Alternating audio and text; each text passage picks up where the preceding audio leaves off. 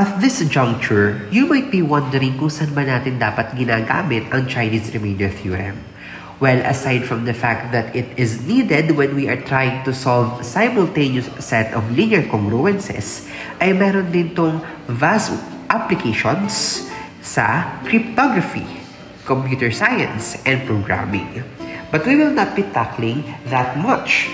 What we'll be focusing on is how Chinese remainder theorem is applicable into the field of magic. Let us have two sets of identical numbers but with different colors, such that they are in opposite orders.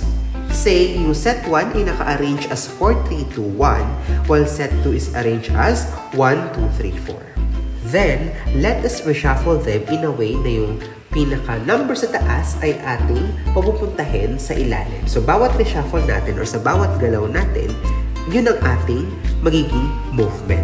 And we can freely decide which set of numbers is to shuffle for a number of times. So, dito i-consider natin ay yung number ng letters na nasa abracadabra. So, per each letter, magde-decide tayo kung alin yung ating set na isha-shuffle. By continuing this process, we will see a pattern. So, let's begin. So, first, letter A will be assigned to set 1, B to set 2, R to set 2, A to set 2, C to set 1, A to set 2, D to set 1, A to set 1, B to set 1, R to set 1, and A to set 2. As we can see, the numbers emerging on the top of the list is always the same. At kapag tinanggal natin itong mga numbers na nasa top na to sa magkabilang part or magkabilang list ng ating numbers at ginawa ulit natin yung ating pagre-reshuffle, ganung resulta lang din ang ating makukuha. And you can verify that on your own. Now, how can we turn this into magic? Well, instead of numbers ay gagamit tayo ng baraha, kung saan pareho lang din dapat yung mga numbers na naka-assign sa ating mga baraha, but they are of different colors. And again, they must be on opposite arrangement or orders.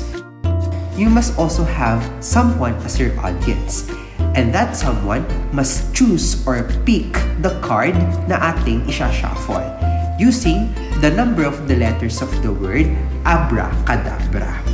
But the magic comes in such a way that our cards must be turned over para hindi natin nakikita or nung ating audience kung ano yung number na naka-indicate dito.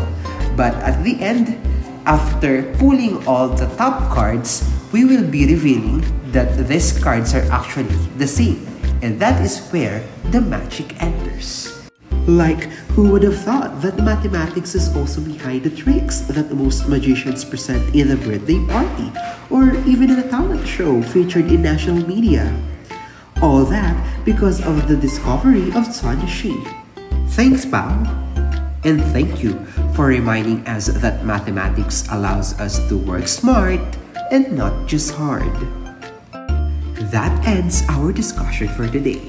Again, we are able to prove the Chinese remainder theorem, solve a set of simultaneous linear congruences, and explain in our own words how CRT applies to some real-life situations. Don't forget to answer the questions and the exercises that I have presented in this video, as well as trying to do your magic trick using your cards. You can always have a pair or a partner for you to be able to do it faster and to explore more magic tricks using your cards.